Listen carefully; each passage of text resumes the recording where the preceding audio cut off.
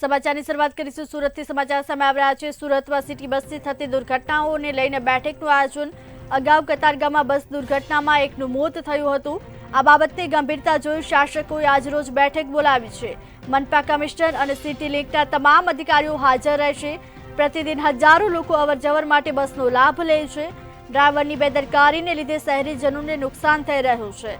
BRTS બસથી એક્સિડન્ટમાં 19 લોકોના મોત થયા હતા। ત્યારે બાબતને ગંભીરતાથી જોઈ શાસકોએ આજે રોજ બેઠક બોલાવી છે। ત્યારે સુરતમાં સિટી બસથી થતી દુર્ઘટનાઓને લઈને આજે બેઠકનું આયોજન કરવામાં આવ્યું છે। અગાઉ કતારગામમાં બસ દુર્ઘટનામાં એક વ્યક્તિનું મોત થયું હતું।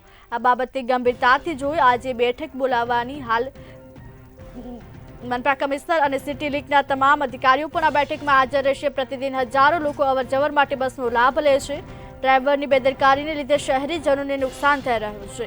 બીઆરટીએસ બસથી એક્સિડન્ટમાં 19 લોકોના મોત થયા હોવાનું પણ સામે આવી ચૂક્યું છે। ત્યારે બીઆરટીએસ બસથી થતી દુર્ઘટનાઓને લઈને આજે બેઠકનું આયોજન કરવામાં આવશે। અગાઉ કતારગામમાં બસ દુર્ઘટનામાં એક વ્યક્તિનું મોત થયું હતું। આ બાબતની ગંભીરતાથી જોઈ આજરોજ બેઠક બોલાવી છે।